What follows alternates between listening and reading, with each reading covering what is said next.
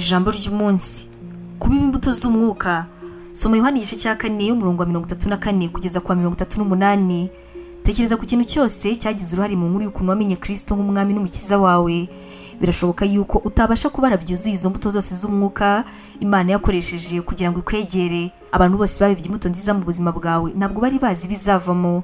Dufite amahirwe ndetse n'amahirwe mu buzima buri munsi iyo kuba imbuto mu buzima bw'abandi nk'inshuti zacu, abo dukorana, abana, abuzukuru cyangwa se abo tutazi. Imana ifata ibyo duteye yarangiza ikongeraho.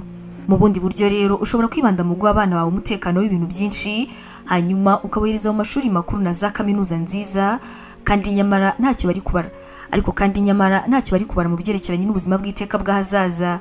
Gusa ariko iyo ubibye mu buzima bwabo ibintu by'Imana n'imico ya Yesu, ubugaburira imyuka yabo ndetse na roho n'ubugingo bwabo.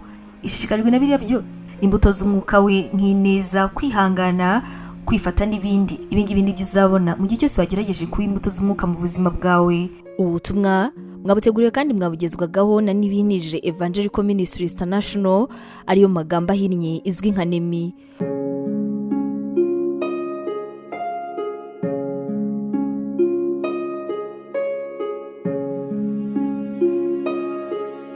Waba utekereza ko uhamagariwe gukora umurimo w'Imana? Wifuza inyigisho zacu se zisohoka buri munsi kandi zagufasha mu buzima bwawe, zikagukomeza mu bibazo? Wumva wifuza kwiga teolojiya ukamenya ijambo ry'Imana, intwaro yagufasha mu buzima? Duhereye kuri iki kibazo cya nyuma, niba igisubizo cyawe ari yego, ngufitiye inkuru nziza cyane. Tugufitiye ishuri rya teolojiya kandi wigira ku buntu. Mu ishuri ryacu harimo porogaramu zitandukanye izirimo nka pastoral studies, uburyo wakwiga kuba umuvugabutumwa mwiza cyane. Tugira kandi biblical studies, iguha amasomo atandukanye ajyanye na Bibiliya. Dufite kandi Christian counseling, inama za gikristo zigufasha mu buzima bwawe kandi zikagukomeza umutima.